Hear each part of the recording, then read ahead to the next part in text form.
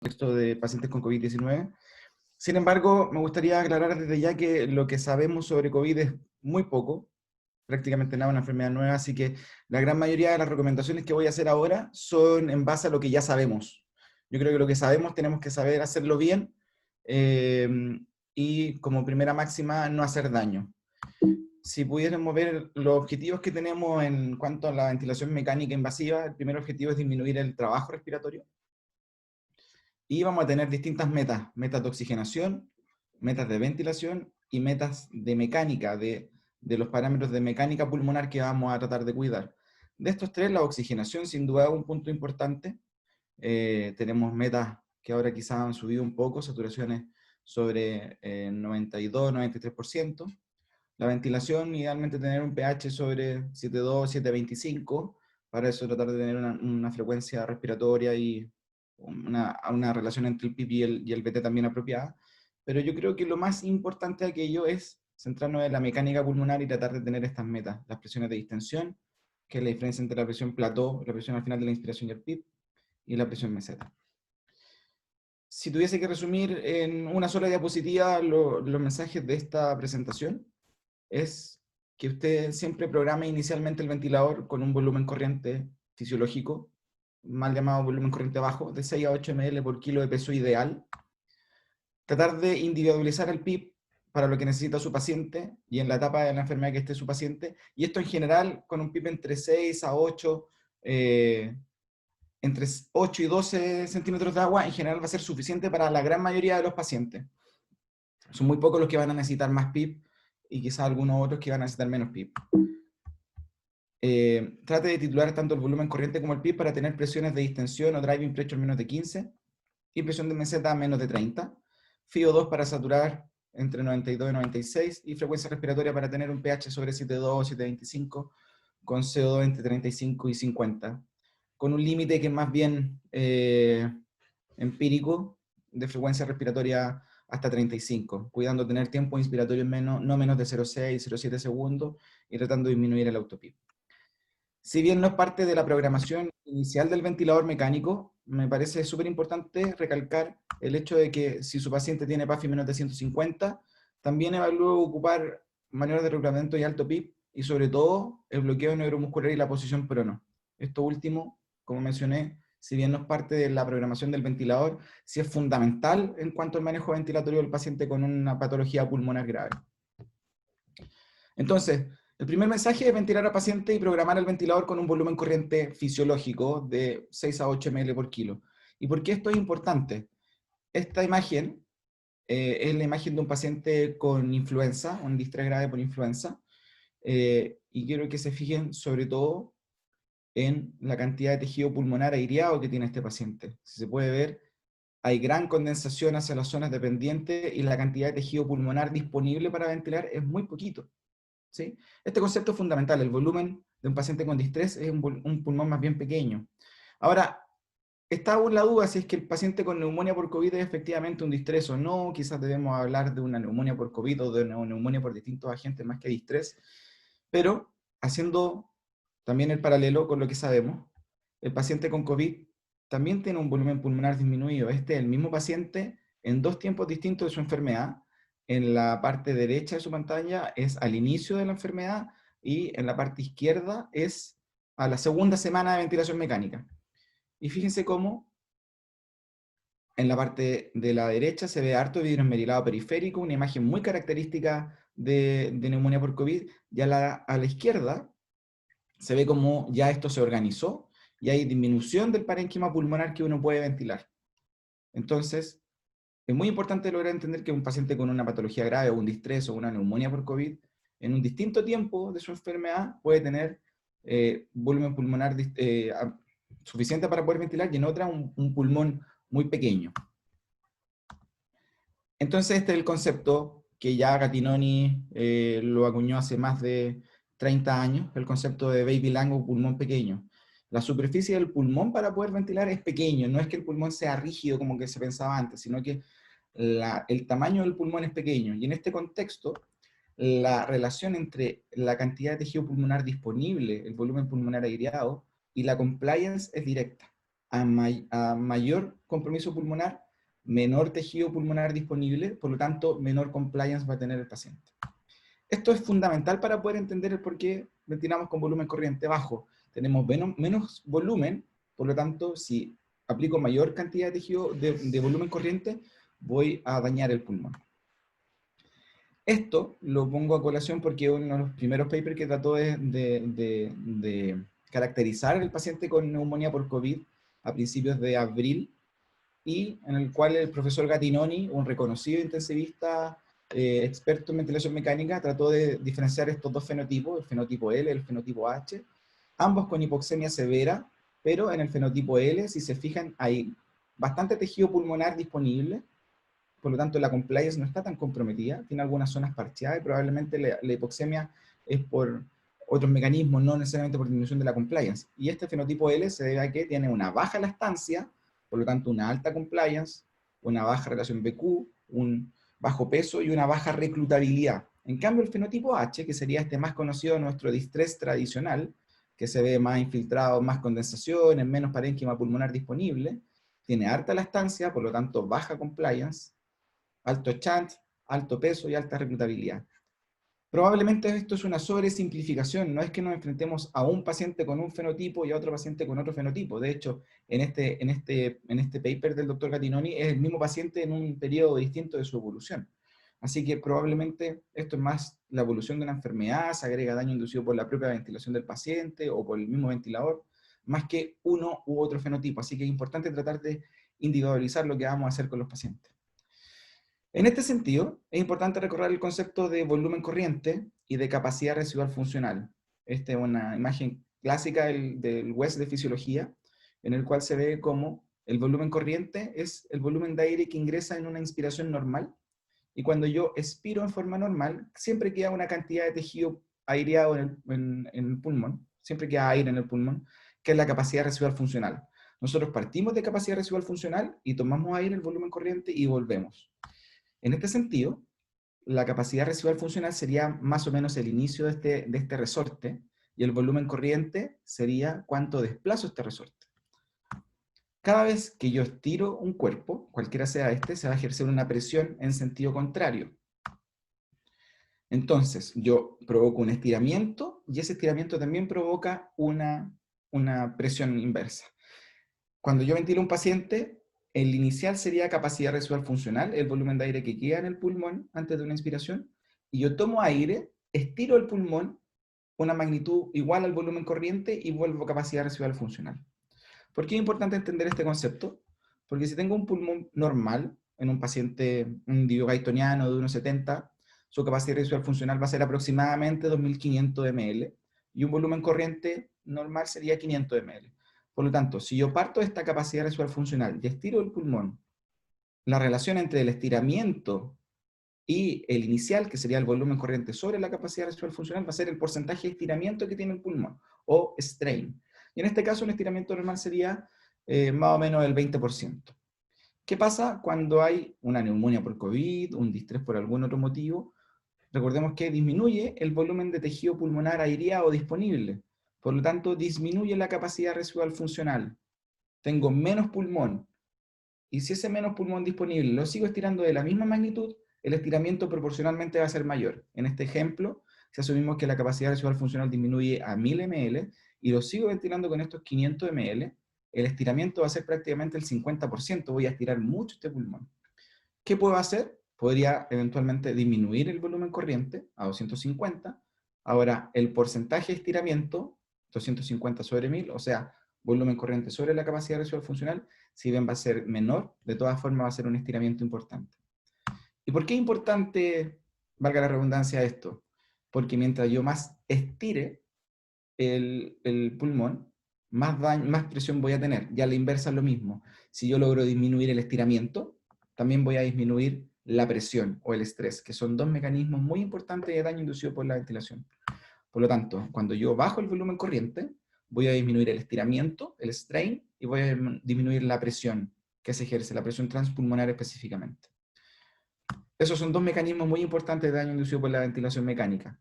Otro son la apertura y cierre cíclico, que se produce en el pulmón cuando yo estoy ventilando un paciente. Mientras en este trabajo del grupo de los profesores de la Universidad Católica, mientras más volumen corriente hay, más apertura y cierre cíclico se observa. Y para esto voy a mostrarles este video y quiero que se centren en la base del pulmón derecho. Este paciente está siendo ventilado, o en esta imagen, mejor dicho, el mismo paciente, pero está siendo ventilado con 6 ml por kilo, y en esta imagen está siendo ventilado con 12 ml por kilo. Y si se fijan en la base del pulmón derecho, con 12 ml hay zonas que se ponen blancas y se ponen negritas en inspiración.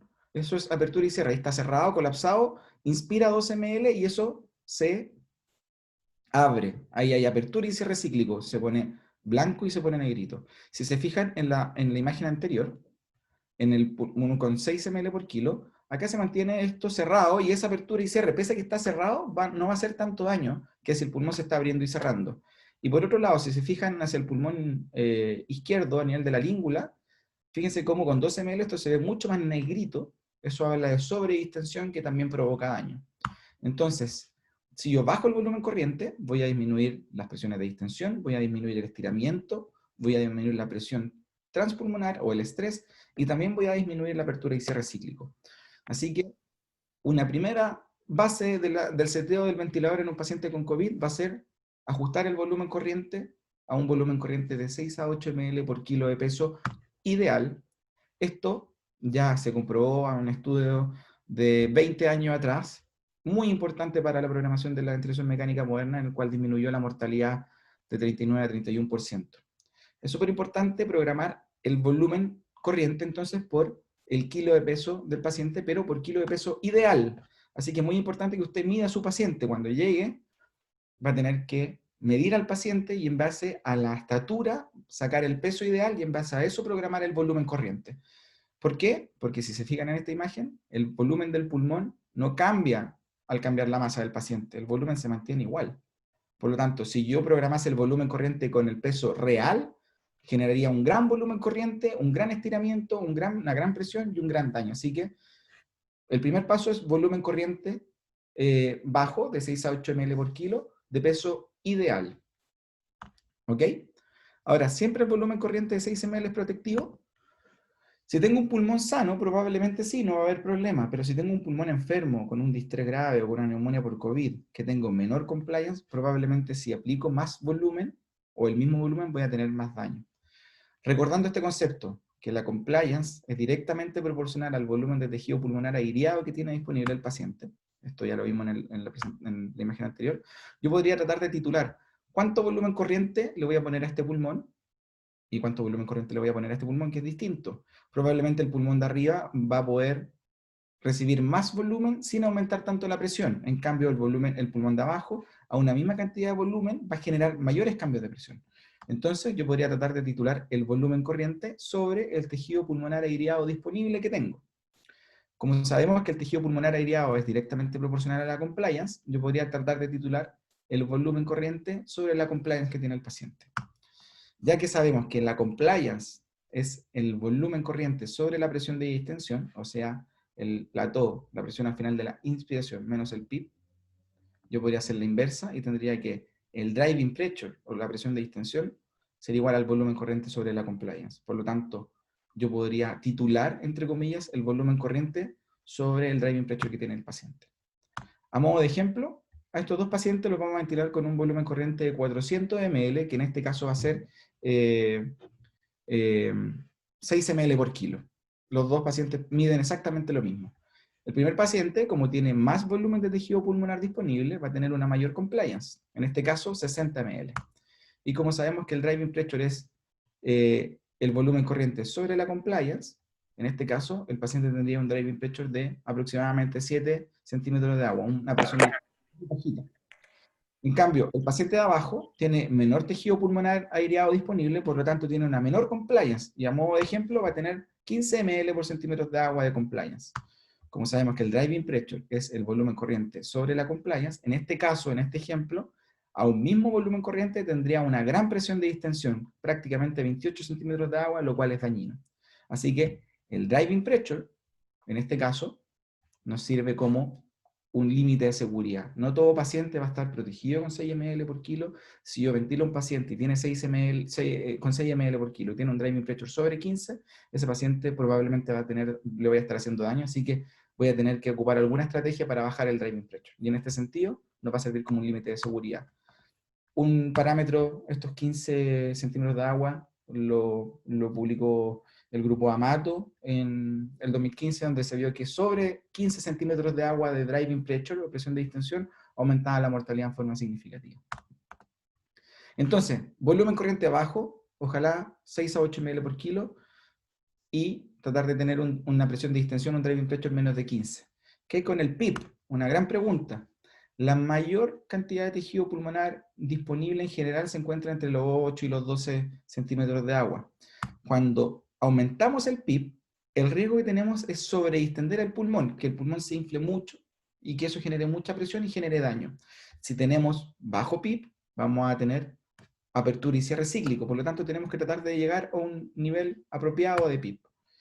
El problema en el distrés y en algunos casos de COVID es que el pulmón está colapsado. Por lo tanto, tengo menos tejido pulmonar aireado disponible. Por lo tanto, voy a tener áreas de colapso y para tratar de disminuir la presión de distensión, podría tratar de tener mayor tejido pulmonar disponible. Por lo tanto, eventualmente, el abrir estas zonas con una mayor reclutamiento y con mayor PIB, voy a ganar capacidad residual funcional, por lo tanto mi elástico basal va a ser un poco mayor, y voy a disminuir la apertura y cierre cíclico, que son mecanismos de daño inducido por la ventilación mecánica, como ya vimos. Si yo abro el pulmón, eventualmente voy a disminuir el chant, por lo tanto voy a mejorar la oxemia, y voy a disminuir por otro lado el reclutamiento, y eventualmente también voy a disminuir el daño. ¿Sí? Esta editorial ya es un clásico de mantener el pulmón abierto, pero no todos los pacientes se benefician de aquello. Algunos pacientes van a beneficiarse de PIP alto, como en este caso. Otro mecanismo por el cual el PIP alto puede ayudar a disminuir el daño es porque puede disminuir estos amplificadores de estrés. Fíjense en esta zona que sería un alvéolo colapsado. La presión alrededor de este alvéolo, fíjense cómo se estiran estas mallitas. La distensión aquí es mucho mayor que la distensión en los otros alvéolos. Esto actúa como un amplificador de estrés, un amplificador de daño. Si con PIP logro abrir esta zona que está telectásica, voy a, por un lado, disminuir estos amplificadores. Ahora, si no logro abrir estas zonas, el aumento del PIB va solamente a aumentar el daño alrededor. Así que son algunos los pacientes que se benefician de alto PIB. Y ahí es donde está el gran secreto, la gran incógnita de cuál es el PIB ideal. Y de momento todavía no sabemos cómo encontrar ese santo grial, pero tenemos algunas estrategias para tratar de poder verlo. Si un paciente es reclutable, como en este caso, voy a ganar tejido pulmonar aireado y voy a tener más capacidad residual funcional y voy a dar una ventilación más protectiva. Pero si el paciente y este pulmón no es reclutable, voy a tener solo los efectos secundarios. Fíjense cómo en esta imagen el mediastino se aprieta, el pulmón se sobredistiende y las zonas que están cerradas se mantienen cerradas, así que no gano nada. Por lo tanto, la clave va a estar en encontrar qué paciente se va a beneficiar del alto PIB. Y existen distintas formas de evaluar el potencial de reclutamiento.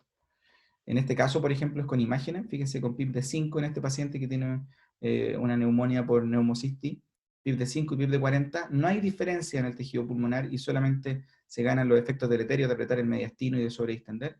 En cambio, en este paciente, fíjense cómo con mayor PIB hay mayor tejido pulmonar aireado, así que este paciente sí se puede beneficiar de mayor PIB. Por lo tanto, ¿cómo podría evaluar el potencial de reclutamiento? A dos niveles de PIB, por ejemplo, PIB de 5 y PIB de 15, evaluar cómo cambian las presiones de distensión. Si con mayor PIB tengo menor presión de distensión, ese paciente eventualmente se va a beneficiar de alto PIB.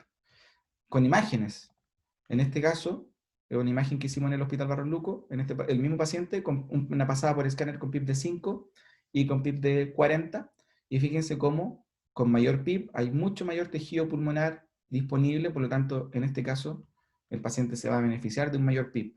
Y existen otras formas, no solo la imagen. Por ejemplo, podría evaluar el ventrículo derecho y ver si con mayor PIB el ventrículo derecho tiende a claudicar o no. O el CO2, si yo tengo un paciente con un PIB más alto y con más PIB el CO2 sube, significa que estoy sobredistendiendo, aumentando el espacio muerto, y eso va a generar también el aumento del CO2, por lo tanto no se va a beneficiar el paciente.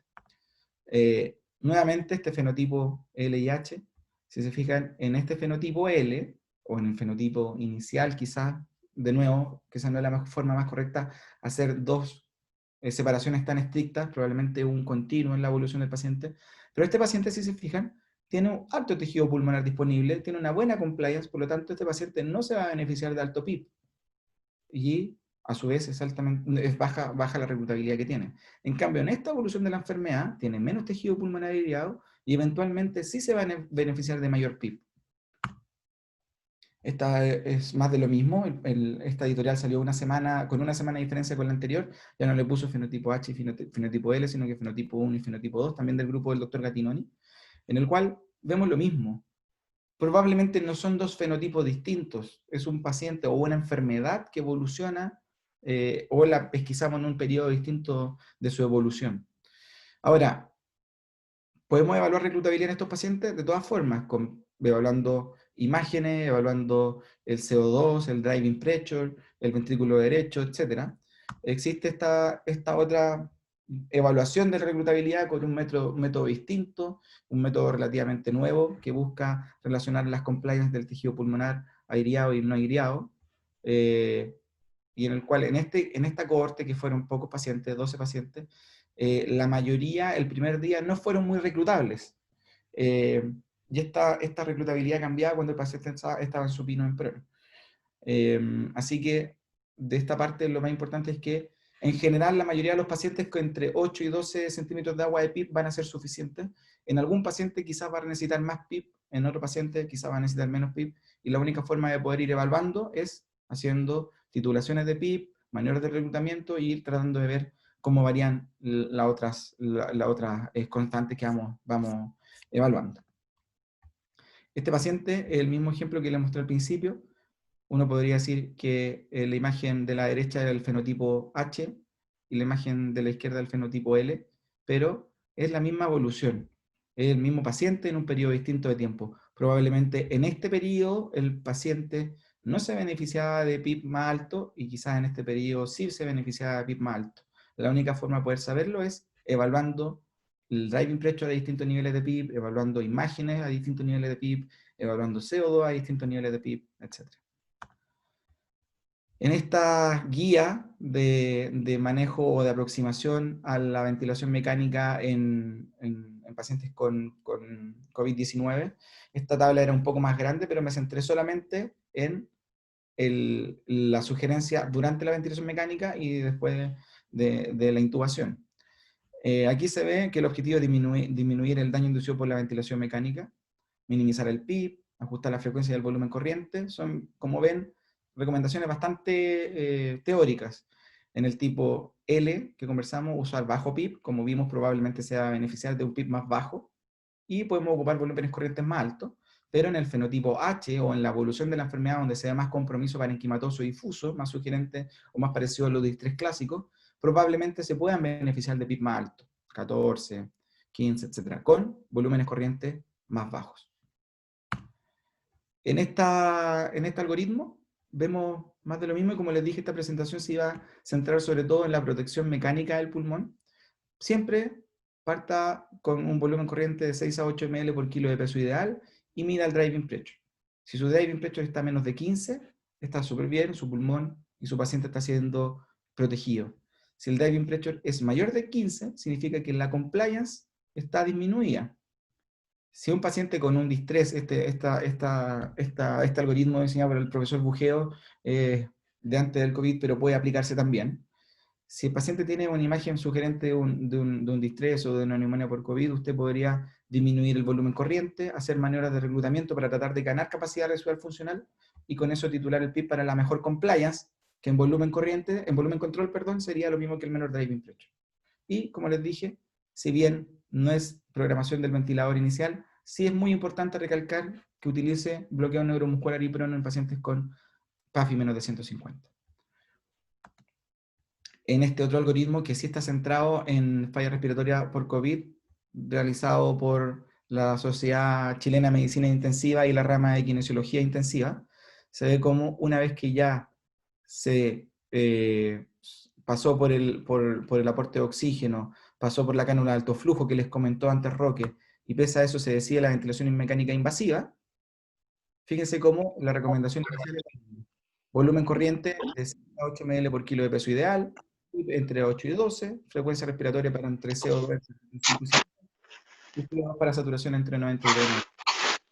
Si la PAFI sigue menos de 150, se sugiere muy fuertemente ocupar bloqueo muscular y prono, y sigue con la discutir estrategias un poco rato. Entonces, a modo de conclusión y mensajes finales, ventila a su paciente en forma inicial con un volumen corriente de 6 a 8 ml por kilo de peso ideal, así que hay que medir al paciente cuando viene llegando a la unidad y en base a la estatura sacar el volumen corriente en base al peso ideal. Titule el PIP en forma individualizada para tratar de tener la menor presión de distensión. Si esto usted no lo recuerda, con un PIP en forma inicial de 8 a 12 centímetros de agua va a ser suficiente en la gran mayoría de los casos. Trate de tener un volumen corriente y un PIP para tener presiones de distensión o driving pressure menos de 15 y presiones plató o mesetas menos de 30. FiO2 para saturar entre 92 y 96. Y frecuencia respiratoria para tener un CO2 entre 35 y 50. Eso puede ser relativo, pero es lo que se sugiere en general. Y para tener un pH sobre 7,2 o 7,25. Si el paciente sigue con una hipoxemia muy severa, evalúe maniobras de reclutamiento y utilizar estrategias de alto PIP. Y si bien no es parte del seteo del ventilador mecánico, es muy importante tener en consideración el bloqueo neuromuscular y la posición prono. Eso es todo. Muchas gracias por su atención.